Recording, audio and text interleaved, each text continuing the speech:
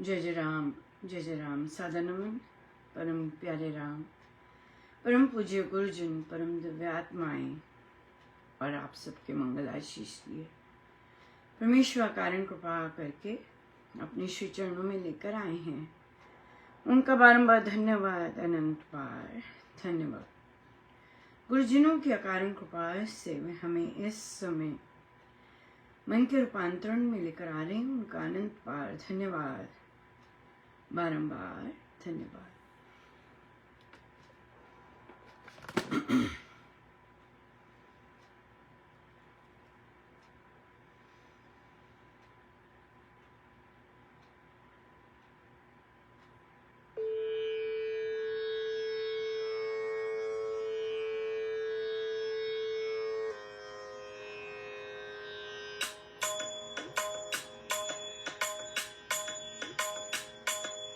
तेरे बिन और नहीं जाना, गुण गावा नित तेरे।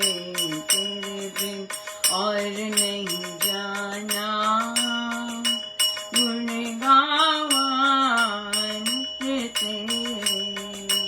तेरे बिन और नहीं जाना, गुण गावा तेरे बिन और नहीं जाना, गुण गावा नित तेरे।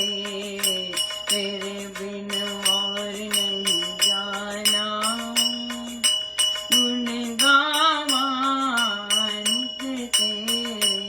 तेरे बिन और नहीं जाना, गुण गावा नित तेरे। तेरे बिन और नहीं जाना, गुण गावा नित तेरे। तेरे बिन और नहीं जाना, गुण गावा नित तेरे।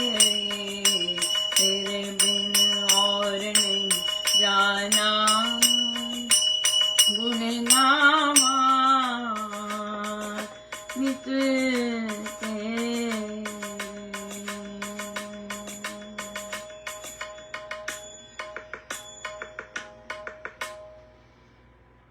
श्री प्रवचन पीयूष जी।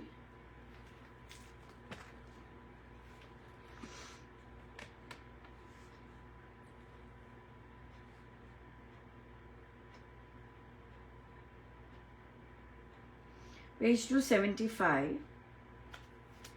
ज्ञान प्रीति के बिना नहीं आता। प्रीति पैदा करने के उपाय वास्तव में मनोविज्ञान से विचारने की बात है, पर अब ये बात है कि रुचि पैदा कर दी गई है।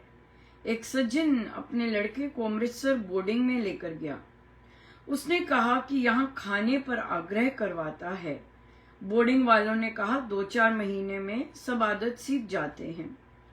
घर भी तो स्कूल है, पर घर में बच्चे को प्रेम प्यार की बात अड़ियल बना देती है। बच्चे को बहुत ज्ञान तो होता नहीं, फिर वह नींद का अभ्यासी हो जाता है। वहां बोर्डिंग हाउस में 9 बजे तो बिस्तर में चले गए और फिर बोलते नहीं। और यहाँ घरों में चुड़ैलों की, चोरों की कहानी सुनाने की प्रथा है।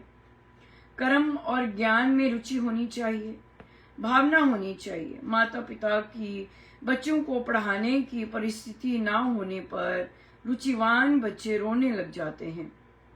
लड़के मजदूरी करके भी, ट्यूशन करके भी पढ़ते हैं। ये तो रुचि की बात है।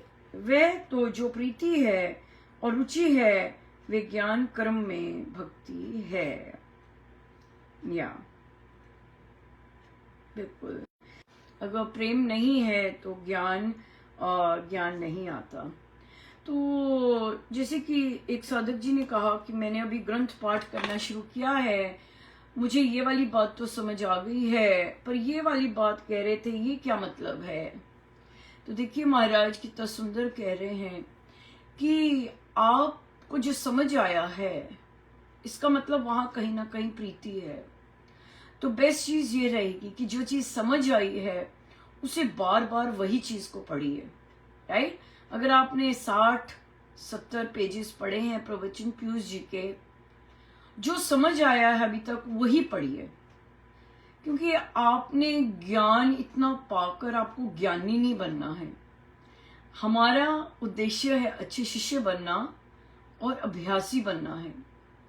तो इसलिए जितने भी पृष्ठ आप पढ़ रहे हैं स्वयं से और पहली बार पढ़े हैं, आप उनको अब 70 पढ़ लिए हैं, अब उनको फिर से शुरू कीजिए और 2-2 करके 3-3 करके पढ़िए और अपने आप को देखिए कि मुझ में कितना उतरा है वो पेजेस, मुझ में मैं कितना विश्वास करता हूं उन पेजेस पे। बात ये है, बात ये नहीं है कि सारी की सारी कंठस्थ कर ली तो अब दूसरों को ज्ञान बांटना शुरू कर दिया ये नहीं है, राइट। ये नहीं है क्योंकि हमें पता चल जाए और हम ज्ञान बांटना शुरू कर देंगे।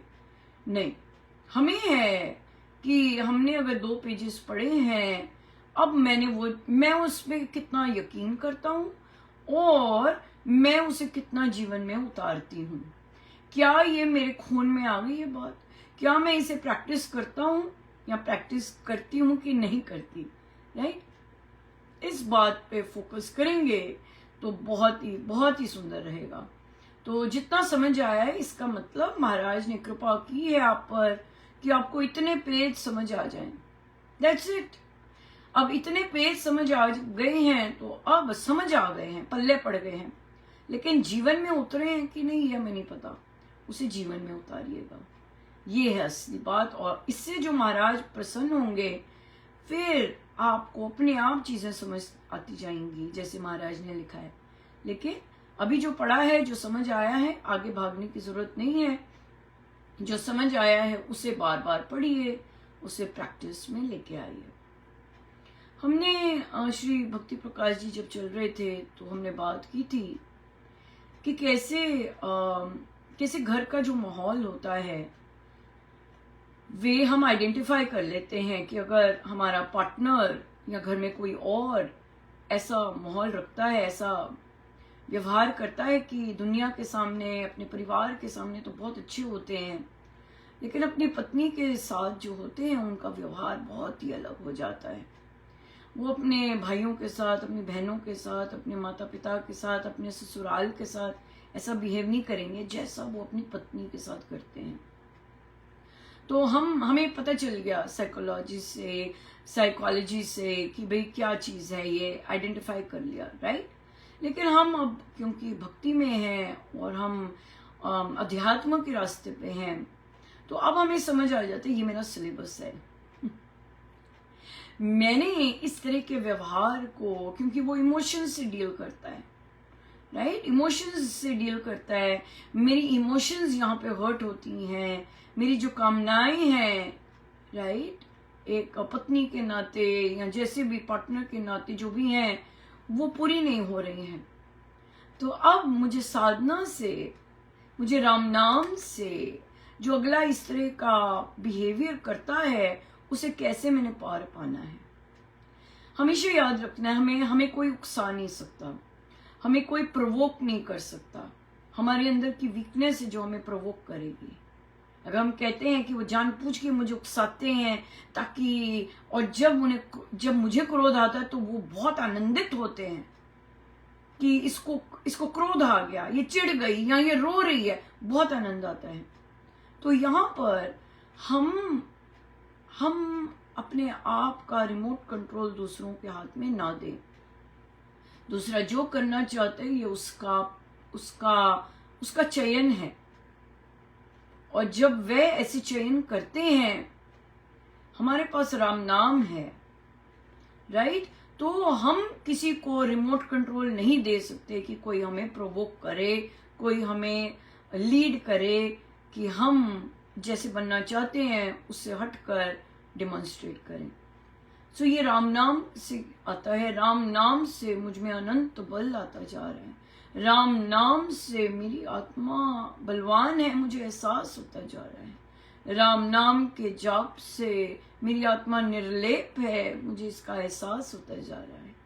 मेरी आत्मा निर्लेप है, हाँ, प्रवोक नहीं होगी। जब कोई दूसरा प्रवोक करना चाहेगा तो हमेशा याद रखिए कि ये हमारे सिलेबस है, हमें कोई प्रवोक नहीं कर सकता। हम खुद ही हमने चयन करने हैं कि हमने स्थिर रहना है, अपने गुरु के आगे झुके रहना है, उनके श्री चरणों को पकड़ना है, प्रार्थना करने की, बल की, या विश्वास करना है कि राम नाम से मुझ में बल आता जा रहा है, मेरे परमेश्वर मुझसे काम करवाते जा रहे हैं। राइट, यस, वे है मेरे साथ, मुझे खड़ा रखने के लिए, मुझे आगे चलाने के लिए। क्योंकि ह्यूमन बर्थ का उद्देश्य इन्हीं चीजों से जूझना नहीं है। ह्यूमन बर्थ का उद्देश्य है कि जो पड़ाव आया है, जो परिस्थिति आई है, उसे लांघना है और आगे चलते जाना है। ह्यूमन बर्थ का उद्देश्य है अपने आप को जानना है और बाकी जो चीजें हो रही हैं उसको कैसे आराम से देख सकें, क्योंकि वो दूसरों के चयन है, हमारे नहीं।